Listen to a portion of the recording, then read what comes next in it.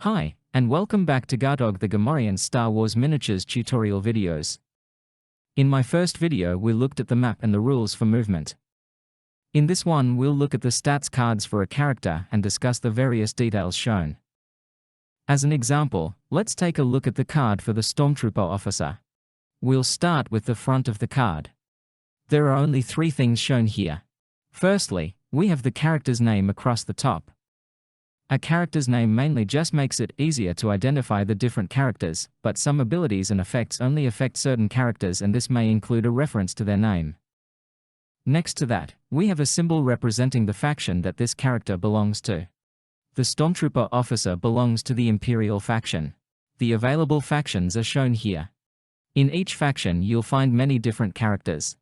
They may be unique heroes or villains like Luke Skywalker or Darth Vader, or they may be characters you might expect to see many of, like clone troopers or battle droids. Pretty much anyone or anything from the Star Wars expanded universe of movies, TV, books, comics and computer games can be a character in this game. To give you a bit of an idea of the factions, for the Rebels, you could expect to see our heroes from the original trilogy, Luke, Leia, Han and the like, plus many miscellaneous characters. For the Imperial faction, think the Emperor, Darth Vader and Stormtroopers. Republic is the Jedi and clone troopers from the 3 prequel movies. And Separatist is Count Dooku, Darth Maul and battle droids. The next 5 factions are all from the Star Wars expanded universe. They are the Old Republic, Sith, and Mandalorian from thousands of years before the Republic that we saw in the prequel trilogy. The New Republic was the new law and order after the fall of the Empire, but that was until episodes 7, 8 and 9 changed it all up. The Yuuzhan Vong were a brutal alien race that invaded the galaxy during the New Republic era. And lastly, we have Fringe. These are effectively the miscellaneous beings and creatures that populate the galaxy but don't belong to any of the other 9 factions. Some notable examples of Fringe characters are the beasts that attacked Anakin, Obi-Wan and Padme in the arena on Geonosis, Jabba the Hutt, or bounty hunters like Boba Fett or Greedo. The big difference with Fringe characters is that they can be added to any squad. Other than Fringe, all characters in your squad must be from a single chosen faction.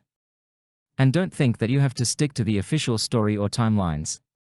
Yes, we may see a battle between the Republic's clone troopers and Separatist battle droids, but we could also have the Rebels going up against the New Republic or some Imperials up against a squad of Fringe bounty hunters. Keep in mind that the rule of only 1 faction per squad is the official rule and is applicable in competition play, but if you and your opponent agree, you can easily make an exception to that rule. Returning to the card, the last thing on the front is a picture which matches the figure for this character. Let's now take a look at the back of the card, which is where all of the important information is displayed. Starting from the top left corner, we have the faction symbol and then the character's name. The last thing we see across the top is the character's cost. All characters have a cost. The more powerful the character is, the higher the cost. Some of the cheaper characters cost only 3 or 4, whereas super powerful character can be up in the 50 or 60 region. It's up to you to decide if your squad will have more, lower cost characters, or fewer, stronger characters. The choice is yours. The total cost of your squad, or team, is agreed to by you and your opponent before you begin. The more common squad sizes are 100, 200 or 300 points, but you and your opponent can agree on any number depending on the characters you have available and how long you want the game to last. Down the left-hand side of the card, we have the character's attributes. Hit points is how much damage the character can withstand before being defeated. Defense is how difficult they are to hit. Attack is how accurate they are. And damage is how much damage they will inflict upon an enemy if they hit them. A standard Stormtrooper has only 10 hit points, which means they could be taken out by a single shot. But you can see this Stormtrooper officer has 30 hit points, so would effectively need to be hit 3 times to be defeated. An average defense score is probably 13 to 16. Anything lower than that can expect to get hit pretty easily, and a good defense would be 18 or above. To have a decent chance of hitting your opponent, you really need an attack score of at least 6. Very good ones are probably between 10 and 12. The standard damage score is 10. Some characters carry heavier weapons which inflict more damage, including a Jedi's lightsaber which inflicts 20 points damage. Below the attributes, we have another picture of the character. This one is a smaller version of what we already saw on the front of the card.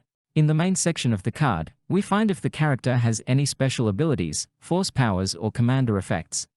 Our Stormtrooper officer has the double attack special ability which allows him to attack twice on his turn, rather than moving, but we'll cover that better in a future video. He also has a commander effect.